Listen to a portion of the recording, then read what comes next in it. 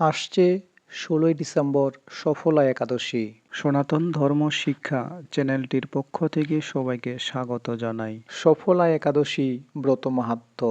পৌষ মাসের কৃষ্ণপক্ষের একাদশীকে বলা হয় সফলা একাদশী। এই একাদশী তিথি সাধক ভক্তকে পরিপূর্ণ করেন, ত্যাগ ও বৈরাগ্য এবং ভগবত সাধনাকে সফল কাম করে পৌঁছে দেন বিষ্ণুলোকে তথা পরমধামে। তাই তিনি সফলা একাদশী দেবী নামে মর্ত্যলোকে সুখ্যাত। ব্রহ্মবৈবর্ত পুরাণে যুধিষ্ঠির শ্রীকৃষ্ণ সংবাদে এই তিথির মাহাত্ম্য বর্ণনা করা হয়েছে।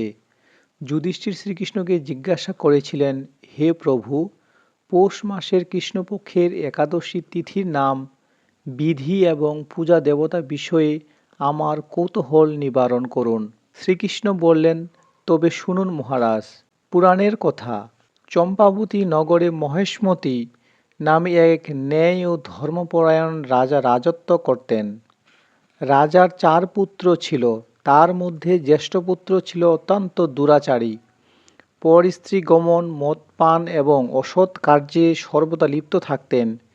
তিনি তার মুখ সর্বদা ব্রাহ্মণ, বৈষ্ণব ও দেবতাদের নিন্দায় মুখরিত হয়ে থাকত। তাই তাকে লুম্বক বলে সম্বোধন করত।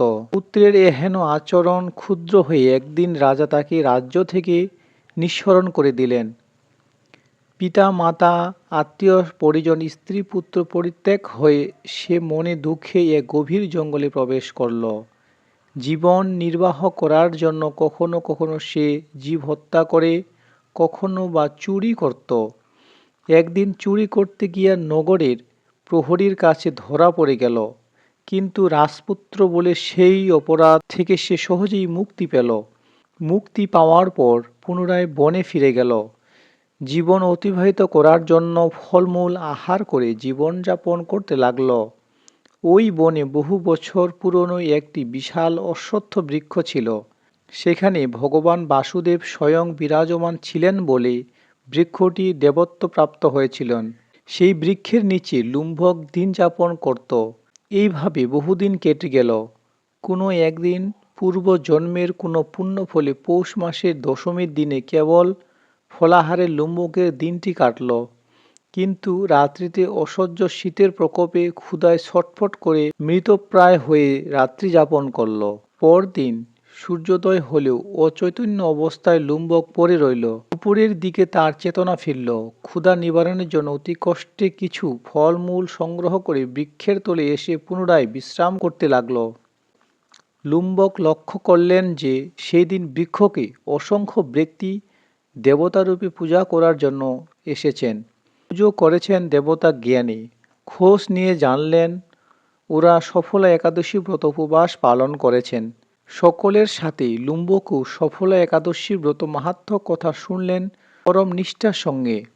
প্রাণ রক্ষার্থে লুম্বক ভগবান লক্ষ্মী নারায়ণের উদ্দেশ্যে ফলগুলো নিয়ে প্রার্থনা করলেন, হে ঈশ্বর, আমাকে রক্ষা করো। আপনি আমার অঞ্জলি গ্রহণ করে প্রসন্ন হন। হে লক্ষ্মীপতি নারায়ণ। পাপী লুম্বকের রাত্রি জাগরণকে একাদশী জাগরণ এবং ফল অর্পণকে পূজা বলে গ্রহণ করলেন ঈশ্বর।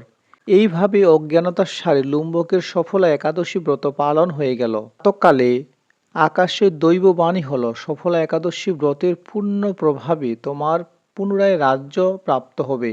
দৈববাণী শোনা মাত্রই লুম্বক দৈবরত্ন দ্বারা সুভাষিত এবং মহামান্বিত হলেন এবং তার বুদ্ধি পাপ মুক্ত হল।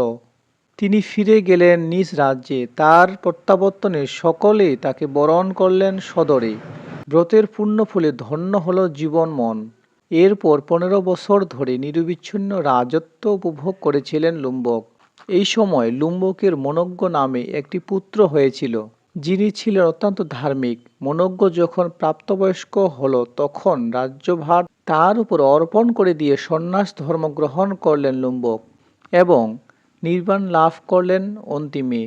ভগবান শ্রীকৃষ্ণ কথা অনুসারে এই একাদশী ব্রত পালন করলে মানুষ মোক্ষ লাভের অধিকারী হয়ে, এতে কোনো সন্দেহ নেই। নিষ্ঠা সহকারে এই একাদশী ব্রত পালন করলে শ্রীহরির কৃপায় তার সকল পাপ মুক্ত ঘটে এবং বিষ্ণুলোকে গমন হয়। হরে কৃষ্ণ।